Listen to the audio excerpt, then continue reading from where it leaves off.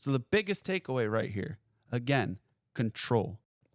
Understand that the second a salesman enters your house, when you start to see these controlling behaviors, literally down to where we would sit. I would tell people if I enter a house and the customer starts taking me to the living room, I'm going to say, actually, guys, why don't we sit in the kitchen? It's going to be a little bit more comfortable that way when we hand stuff. That's me taking control. Now I see the husband sitting down in a chair, and I say, actually, before you sit down, can you sit right here? And ma'am, here, can you get up, sit right next to him, and I'll sit here.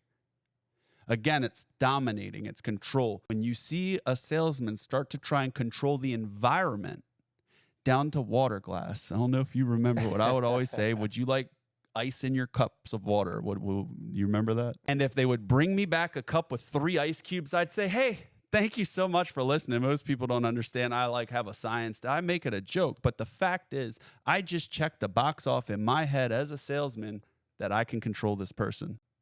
And all these little things that they're doing for a reason. They're not being nice to you because they really like you. But a great reason why they're being nice to you is because they want you to buy something from them, and they don't make $1 of commission unless you buy. Control is a big thing. So that's why we feel like bringing this out there, because there's so much out there of it that you really have to get educated on. And if you're not, you are going to fall behind.